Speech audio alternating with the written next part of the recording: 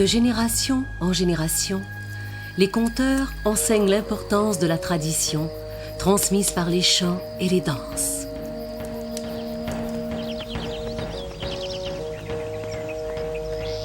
Pour nous, c'est une obligation. Il existe une loi stricte qui nous ordonne de danser. Danser n'est pas seulement une occasion de nous exhiber, c'est un de nos devoirs.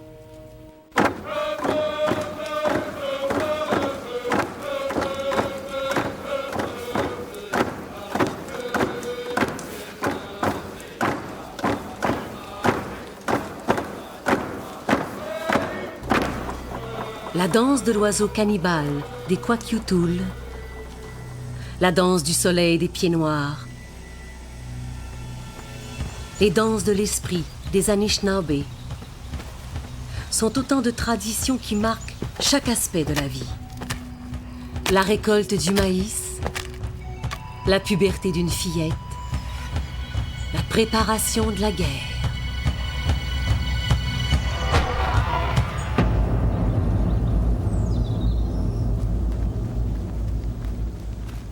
La guerre, rien n'était plus important que de défendre la terre des ancêtres. Et il y aura toujours des guerres. Dans les temps anciens, les querelles et les guerres étaient incessantes. Les guerriers écumaient les bois, tuant et scalpant les habitants des petits villages de la forêt. Des cris franchissent la ligne des arbres pour attaquer un campement Inuk. Sur la côte ouest, les guerriers embarqués dans leurs canots magnifiques vont tuer leurs ennemis et capturer leurs jeunes femmes. Les Pieds-Noirs croyaient que la férocité était un don que le Créateur leur avait fait pour défendre leur territoire. Au pays des Grands Lacs, les peuples étaient des agriculteurs. Ils entouraient leurs villages fortifiés de champs qu'ils étendaient plus loin, année après année, en gagnant sur la forêt. Les Hurons, ou Wendat, vivaient à proximité d'une des nations les plus redoutables de l'Est du continent, les Iroquois. Ils étaient en continuel état de guerre. Pendant des générations, ces deux peuples ont été ennemis, un cycle sans fin d'attaques et de représailles. Le guerrier frappait fort, puis tentait désespérément de s'enfuir en traversant un territoire inconnu et hostile.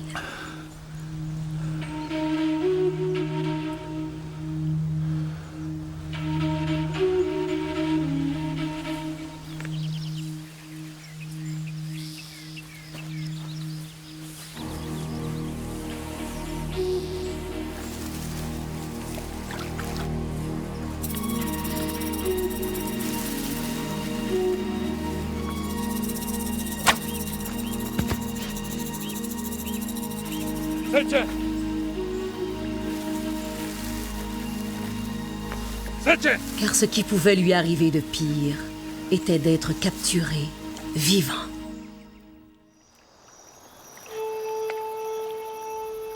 Alors commençait une longue et douloureuse agonie. C'était le rituel. Le bourreau et la victime avaient chacun son rôle à jouer. Chacun comprenait le sens du sacrifice humain. Ils partageaient le même code d'honneur. Ils acceptaient le châtiment et la souffrance. Chacun savait que s'il s'était trouvé à la place de l'autre, il aurait subi exactement le même sort.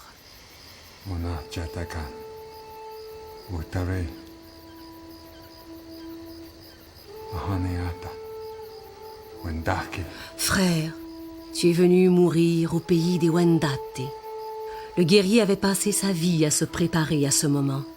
Il avait prié pour que le courage ne l'abandonne pas, pour que ce passage vers l'autre monde ne soit pas gâché par le déshonneur.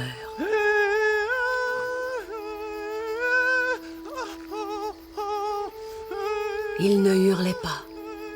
Il murmurait un chant de mort pour placer son esprit au-dessus de la douleur. Un vrai guerrier pouvait supporter ce supplice pendant des jours.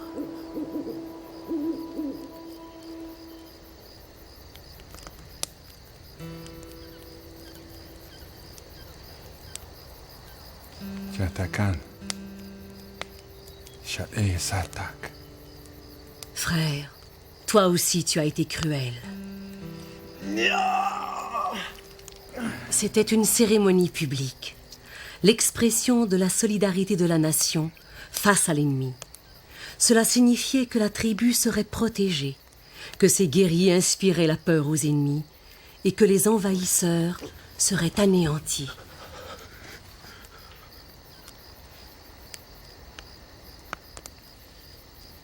Le tortionnaire avait aussi une responsabilité. Il devait faire son devoir dignement et même montrer une sorte de compassion. Lui aussi était jugé par son peuple et par les esprits.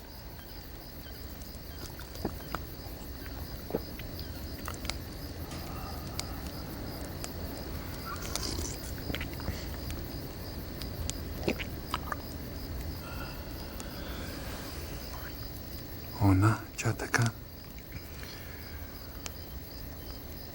Ona. Iaona. Tetaken ona.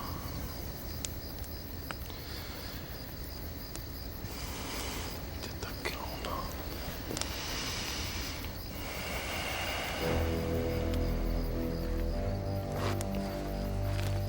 Finalement, le guerrier était délivré de la souffrance et son corps emporté avec le respect dû au héros.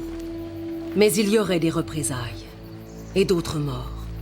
Le cycle de la guerre et de la mort semblait sans fin.